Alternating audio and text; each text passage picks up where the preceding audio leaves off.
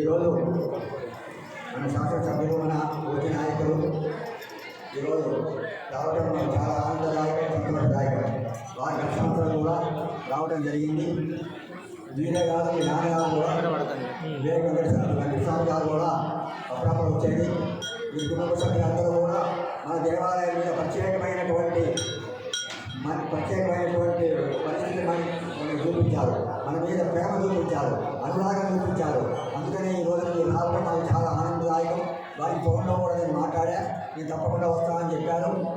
దానికి కావాల్సిన అమౌంట్ కూడా వారు మాకు పంపించారు. వారికి ఆరోగ్య అష్టైశ్వర్య భోగభాగ్యాలు కలగాలని, ఈ గుడికి ఏది కావాలన్నా వారు మాకు చేస్తానని మేము భావిస్తున్నాం. కాబట్టి మీరు ఈ విధంగా ఈ సందర్భంగా వారికి చాలా చోట తిరగాలి కాబట్టి వారికి త్వరగా ఆశీర్వదించి పంపిస్తాం. సూర్యుడు మీకు భవ్యతేజమనిచ్చు.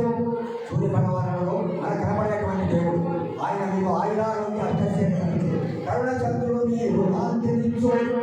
అంగారకుడు మీకు మంగళాచరించు.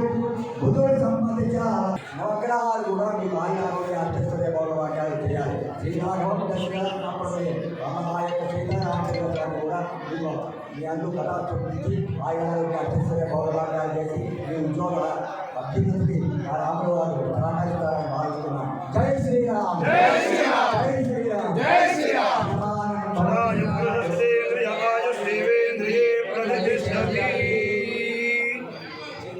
చాలా సంతోషం.